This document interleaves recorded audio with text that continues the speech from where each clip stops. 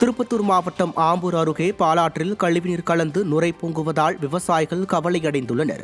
மாராப்பட்டு சுற்று வட்டார பகுதிகளில் செயல்பட்டு வரும் தோல் தொழிற்சாலைகளில் இருந்து வெளியேறும் கழிவுநீரை சுத்திகரிப்பு நிலையங்களுக்கு அனுப்பாமல் நேரடியாக இரவு நேரங்களில் பாலாற்றில் கலந்து விடுவதாக கூறப்படுகிறது.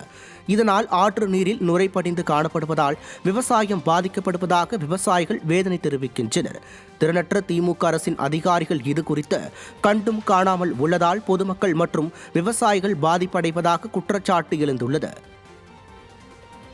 தமிழகத்தில் ஒரு சில இடங்களிலும் புதுவை மற்றும் காரைக்கால் பகுதிகளிலும் அடுத்த 7 தினங்களுக்கு இடி மின்னலுடன் கூடிய லேசானது முதல் மிதமான மழை பெய்யக்கூடும் என தென்மண்டல வானிலை ஆய்வு மைய இயக்குநர் செந்தாமரை கண்ணன் தெரிவித்துள்ளார். அதன்படி கோயம்புத்தூர் மாவட்டத்தின் மலைப்பகுதிகள், நீலகிரி, ஈரோடு, கிருஷ்ணகிரி, தருமபுரி, தென்காசி, ராமநாதபுரம், தூத்துக்குடி, திருநெல்வேலி மற்றும் கன்னியாகுமரி மாவட்டங்களில் ஓரிரு இடங்களில் மழை பெய்ய வாய்ப்புள்ளது.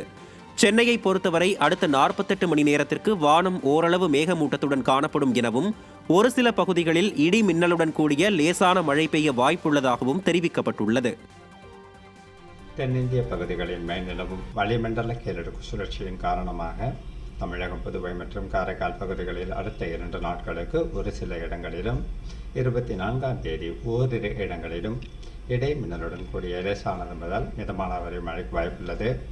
கனமழையை பொறுத்தவரை அடுத்த 24 மணி நேரத்தில் கன்னியாகுமரி, திருநெல்வேலி, தூத்துக்குடி, ராமநாதபுரம், தென்காசி உள்ளிட்ட தென் மாவட்டங்களிலும், தருமபுரி, கிருஷ்ணகிரி, ஈரோடு, நீலகிரி மற்றும் கோவை மாவட்ட மலைப்பகுதிகளிலும் ஓரிரு இடங்களில் கனமழைக்கு வாய்ப்புள்ளது.